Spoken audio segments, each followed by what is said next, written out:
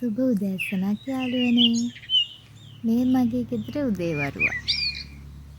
හරිම ලස්සනයි නේද? ගස් වලට ඉර එළිය වැටිලා කුරුල්ලන්ගේ සද්ද. හරිම ලස්සනයි උදේට.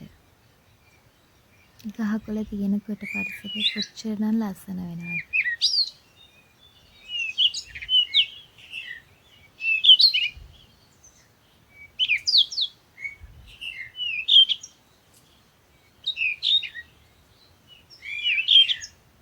මගේ පුංචි වගාව. හැමදාම උදේට මං ගිහින් බලනවා. මෙහෙම ගෙඩි හැදිලා තියෙනවා දැක්කම ඇත්තටම හරිම සතුටුයි.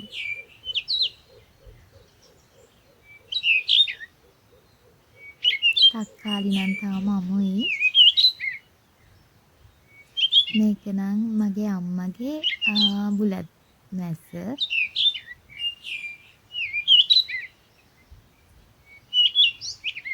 මේකේ ගම්මිරිස් තියෙනවා යාළුවනේ, කැම් එකට පේන්නේ නැහැ.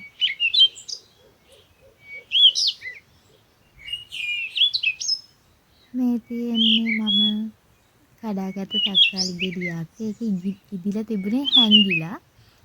මේ තියෙන්නෙත් අපේ අම්මා වගා කරපු මොනවා හරියට මොනවද කියලා හිතා ගන්න බෑ. මඤ්ඤොක්ක තියෙනවා, මිරිසුත් තියෙනවා.